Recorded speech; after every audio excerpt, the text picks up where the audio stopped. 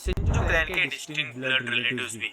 Uzumaki clan के origin की बात करें तो Uzumaki clan land of Whirlpool से ओरिजिनेटेड है, जहां सारे उज़ुमाकी क्लैन के लोग एक विलेज में रहते थे, जिस विलेज का नाम था उज़ुशियोगाकुरे या फिर हिडन एडी विलेज भी बोल सकते हो। ये विलेज बिल्कुल लैंड ऑफ फायर के बाजू में था, राइट साइड में, और इस विलेज का और उज़ुमाकी क्लैन का लीडर था आशिना उज़ुमाकी, जो कि माना जाता है कि इतना पावरफुल था कि अकेले हाशिरामा और मादारा को फेल सकता था।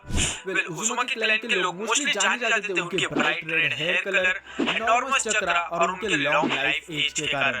पर सबसे स्पेशल बात थी उनकी फुए जुत्सु, मतलब कि सीलिंग टेक्निक्स, क्योंकि उज़ुमाकी क्लैन के लोग बस कुछ हैंड साइंस करके इतने पावरफुल सीलिंग टेक्निक्स यूज कर सकते थे कि लिटरली किसी भी टेल बीस्ट को कैप्चर करके सील कर सकते थे। और इसी सीलिंग टेक्निक्स के कारण सेंजू क्लैन वालों ने उज़ुमाकी क्लैन के साथ दोस्ती की थी, जिसके बारे में हम आगे और डिटेल में जानेंगे। उज़ुमाकी क्लैन उनकी सीलिंग टेक्निक्स के साथ साथ उनकी हीलिंग पावर्स के लिए भी बहुत ही ज्यादा फेमस थे, क्योंकि उज़ुमाकी क्लैन के लोग अपने चक्र कंजप्शन के हेल्प से खुद को या फिर किसी भी पर्सन को हील कर सकते थे। जिसका एग्जांपल हमने देखा ही था जब कारिन ने सास्के को हील किया था, जब सास्के ने कारिन का चक्र कंज्यूम किया था। यार मुझे भी कारिन का शक करना है। चक्र की बात कर रहा हूं। मैं आजकल कुछ ज्यादा ही नॉटी बातें नहीं कर रहा।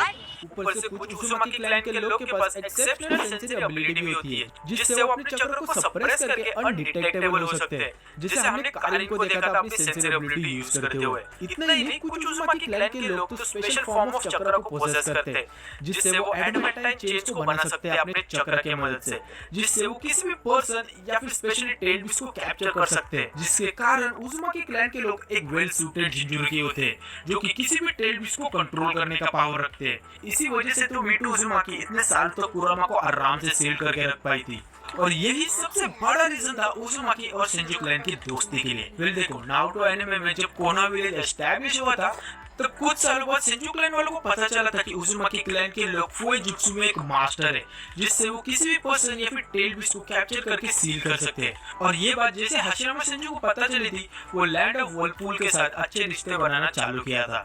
हाशिरामा सेंजू फिर हिडन लीफ विलेज और हिडन एडी विलेज के रिश्ते स्ट्रॉन्ग करने के लिए अपने विलेज के सारे शिनोबी यूनिफॉर्म पे उज़ुमाकी क्लैन का सिंबल लगा देता है, टू शो देम रिस्पेक्ट, जिसके कारण उज़ुमाकी क्लैन का लीडर आशिना उज़ुमाकी और हाशिरामा के बीच में अच्छे रिलेशन बनते हैं। और ये सिंबल अगर तुम देखोगे कि अभी भी हिडन लीफ के यूनिफॉर्म पे होते हैं, which shows the proof of their friendship। और फिर इसी फ्रेंडशिप के कारण उज़ुमाकी क्लैन सेंजू क्लैन के लोगों को सीलिंग टेक्निक्स भी सिखाते हैं। वेल फिर आगे जाके इसी अच्छे रिश्ते के कारण हाशिरामा इवेंचुअली उज़ुमाकी क्लैन की एक मेंबर मिटो उज़ुमाकी के साथ शादी कर लेता है। वेल शादी करने के बाद कुछ सालों में हाशिरामा और मादारा के बीच में थोड़ा झगड़ा होता है, जिसके कारण मादारा इवेंचुअली कोना विलेज छोड़कर चला जाता है। पर कुछ सालों बाद ही फिर मादारा नाइन टेल्ड बीस्ट के साथ कोना पे अटैक कर देता है। इस अटैक के दौरान हाशिरामा और मादारा के बीच फुल खतरनाक वाली फाइट होती है, पर इवेंचुअली हाशिरामा दोनों कुरामा और मादारा को पेल देता है और आखिर में मादारा को मार देता है, और कुरामा को भी अपने वुड स्टाइल जुत्सु के साथ वीकन करके उज़ुमाकी क्लैन के सीलिंग टेक्निक की मदद से कुरामा को मीटो के अंदर सील कर देता है। वेल कुरामा को मीटो के अंदर सील करने के बाद Hashirama one by one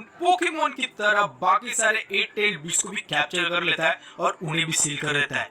in सारे टेल बीस्ट को कैप्चर करने के बाद बाकी के सारे नेशन चिंता में आ जाते हैं और डरने लगते हैं कि कोना के पास भाई सारे 9 टेल बीस्ट है, जिससे वो सबसे पावरफुल नेशन बन जाता है और वो चाहे तो कभी भी अटैक कर सकता है दूसरे नेशन के ऊपर, जिसकी वजह से बाकी सारे नेशन हाशिरामा के ऊपर असैसिनेशन का अटेम्प्ट करते हैं, जो कि ऑफ कोर्स वो फेल हो जाते हैं।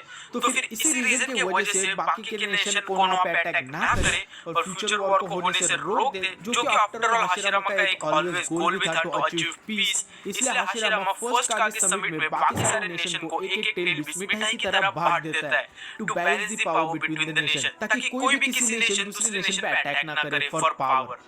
पर स्टिल भाई ह्यूमंस होते ही हरामी है, तो इसलिए इवेंचुअली आगे जाके फर्स्ट ग्रेट निंजा वॉर होती है। आई नो अब तुम सब लोग सोच रहे होंगे कि आखिर में ये सब तुम्हें क्यों बता रहा हूं, इस चीज का उज़ुमाकी क्लैन की डिस्ट्रक्शन के साथ क्या रिलेशन है। तो देखो, फर्स्ट ग्रेट निंजा वॉर के कुछ सालों बाद ही सारे नेशन मिलकर लैंड ऑफ व्हर्लपूल पे अटैक करते हैं और उज़ुमाकी क्लैन को डिस्ट्रॉय कर देते हैं, जिसके बाद से जो भी बचे उज़ुमाकी क्लैन के लोग होते हैं वो दूसरे नेशन पे शिफ्ट हो जाते हैं, जैसे कि नागाटो कुरेगा कुरे विलेज चला जाता है, कारिन कुसेगा कुरे विलेज चला जाती है और कुशिना कोनोहा विलेज। अब तुम लोग सोच रहे होंगे कि आखिर बाकी सारे नेशंस ने उजुमाकी क्लैन के ऊपर अटैक क्यों किया और उनके पूरे क्लैन को वाइप आउट क्यों कर दिया। तो भाई इसका बहुत ही सिंपल आंसर है, क्योंकि उजुमाकी clan literally the most powerful and सबसे डेंजरस क्लैन था, जो कि उचिया क्लैन और शिनजू क्लैन से भी स्ट्रॉन्ग थे। ये क्लैन के लोग कितने स्ट्रॉन्ग थे और इनके क्या-क्या डेंजर एबिलिटीज थी, ये मुझे बताने की जरूरत नहीं है, क्योंकि मैंने इसके बारे में स्टार्टिंग में बोल दिया था। और स्टिल अगर तुम्हें पता ना हो तो मैं ये भी बता दूं कि उजुमाकी क्लैन इतनी ज्यादा वार्ड थी कि इनके पास 26 शिनिगामी मास्क थे, जिससे वो 26 डिफरेंट टाइप के शिनिगामी को समन कर सकते थे, बिल्कुल वैसे ही जैसे मिनाटो और हिरुzen ने समन किया था टू सील कुरामा एंड ओरोचिमारू। ये शिनिगामी मास्क को हमने नारुतो शिपुडेन के एपिसोड 365 में फर्स्ट टाइम देखा था, जब ओरोचिमारू उजुमाकी टेंपल गया था ताकि वो अपने सील को अनडन कर सके टू परफॉर्म एडवर्डेंस। इसका मतलब कोई भी शिनिगामी मास्क को यूज करके सीलिंग टेक्निक्स को यूज कर सकता है। भाई क्या खतरनाक चीज है ये। सो इससे तुम समझ सकते हो कि ये क्लैन कितनी ज्यादा डेंजर थी।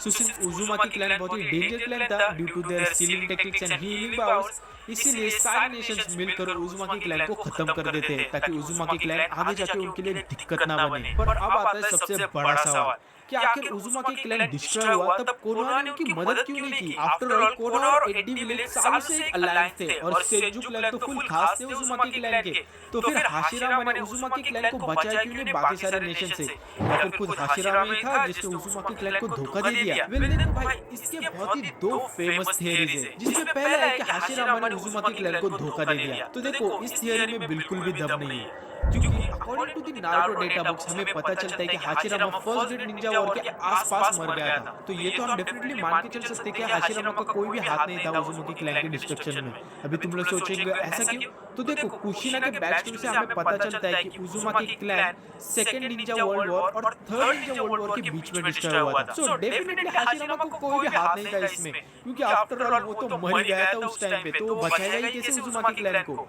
पर फिर इसमें अब सवाल आता है कि सिर्फ उजुमाकी क्लैन कोनोहा के इतने अच्छे दोस्त थे और एक अच्छा रिलेशन भी था, तो क्यों कोनोहा ने उजुमाकी क्लैन की मदद नहीं की बाकी सारे नेशन से। जिसकी वजह से अब आती है इसकी नेक्स्ट थियरी, जो कि उजुमाकी क्लैन वालों ने खुद की मार ली। तो देखो हमें कुशिना के बैकस्टोरी से पता चलता है कि उजुमाकी क्लैन के लोग एक्सट्रीमली पावरफुल होने के साथ साथ एक नंबर के पावटे भी थे।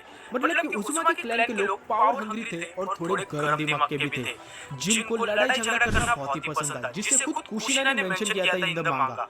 और इसी गर्म दिमाग वाली ट्रेड को हमने कई बार उजुमाकी क्लैन के मेंबर्स में देखा है, जैसे कि खुद कुशिना छोटी-छोटी बात पे बहुत ही गुस्सा हो जाती थी, जिससे उसके बाल वाल फुल खड़े हो जाते थे। और इसके साथ कारिन भी बहुत ही गर्म दिमाग की और साइको लड़की थी। और भाई मैं नागाटो के बारे में तो क्या ही बोलूं, इसने तो लिटरली पूरे कोनोहा विलेज को डिस्ट्रॉय कर दिया था अपने गुस्से और बदले के कारण।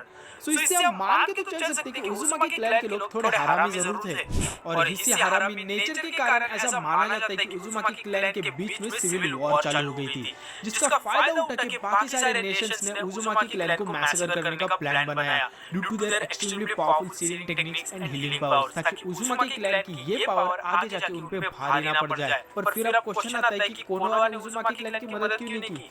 तो देखो मुझे लगता है कि कोनोहा को पता था कि उजुमाकी क्लैन के ऊपर अटैक तो होने वाला है, क्योंकि land of Whirlpool land of fire के बस बाजू में था और बाकी सारे नेशन को लैंड ऑफ वर्लपूल पे हमला करने के लिए लैंड ऑफ फायर को क्रॉस करना ही पड़ेगा। सो ऐसा हो ही नहीं सकता कि कोनोहा को इस अटैक के बारे में पता ना हो। सो कोनोहा को उजुमाकी क्लैन के मैसेकर के बारे में तो पता था, पर फिर भी उन्होंने देखकर अनदेखा कर दिया, क्योंकि देखो आफ्टर ऑल उजुमाकी क्लैन के लोग थोड़े हरामी भी थे। सो मोस्ट लाइकली फ्यूचर में हिडन एडी विलेज कोनोहा पे भारी पड़ सकता था, और उस टाइम पे कोनोहा के पास तो स्ट्रॉन्ग शिनोबीज भी नहीं थे, जैसे कि हाशिरामा और टोबिरामा, क्योंकि वो दोनों मर गए थे, जो कि उनकी मदद कर सके फ्रॉम उजुमाकी क्लैन। अगर कभी उजुमाकी क्लैन का दिमाग सटक के वो कोनोहा पे अटैक कर दे तो इसलिए उन्होंने सोचा होगा कि होने दो भाई तबाह, अपने लिए तो अच्छा ही है, वैसे भी तो कुशिना है ही नाइनटेल को पालने के लिए। या फिर स्टिल ऐसे भी हो सकता है कि कोनोहा ने पहले ही फर्स्ट और सेकंड